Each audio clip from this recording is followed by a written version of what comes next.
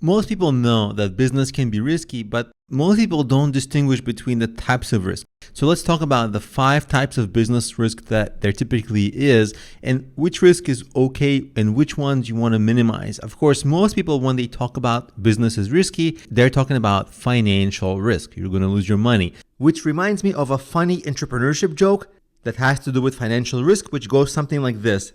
When I started my business, I had nothing, and I still have most of that left.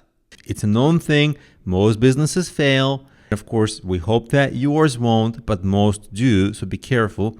And of course, it's especially risky if you take a loan or use money that is not yours to start a business. And of course, you have to think about the time that you're spending working in your business.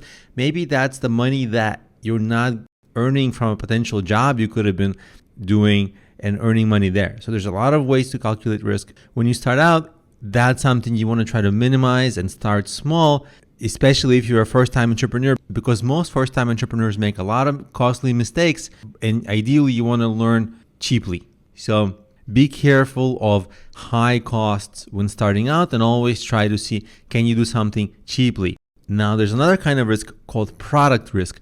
This is something that applies to complicated products. Let's say you have some interesting new startup idea, but it takes a lot of programming hours and you have to pay for the programming hours and you have to outsource the work, or maybe it's going to take many months. The more complex your product is, it's going to take more money and it's going to take more time and it's going to take a bigger team. Whenever you increase any of those, that just delays your launch, and the longer the launch is delayed, more bad things can happen. Your team might get discouraged, you might get discouraged, you might run out of money, you might miss deadlines, you might realize you need to spend way more money and hire more engineers. All those things are part of product risk, and that's another reason why you want to keep your product simple when you launch. In another part of this course, we're going to talk about the Eric Ries MVP, minimal viable product.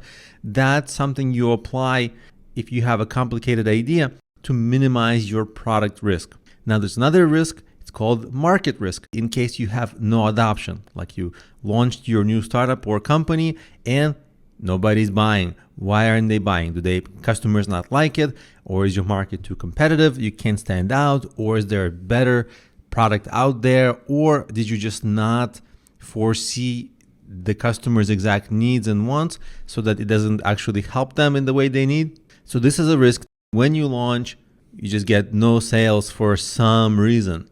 And the way to mitigate a part of that is, of course, to do your feedback gathering and talking to potential customers and understanding the market you're getting into. All of that helps you minimize your market risk so that when you launch your product, it is a product that people actually go and buy. Now, another risk is different. It's relationship risk, because as you're starting your business, it's going to take a while to get it successful. During this time, most people struggle financially. So if you have family, if you have relationships, they have to deal with you not making money. That puts a strain on your relationship. It's actually something that affects your personal life in a very real way. And you hope it's not going to take too long, but usually it takes us longer to succeed in business than we hope and we project, just because we are optimistic as entrepreneurs. So it usually is a long time of you not doing well financially, and that has a direct implication on your friends and family and relationships. And this is something you have to consider before getting into business. Now, lastly, there's another risk, lifestyle risk. You're risking your effort and your time.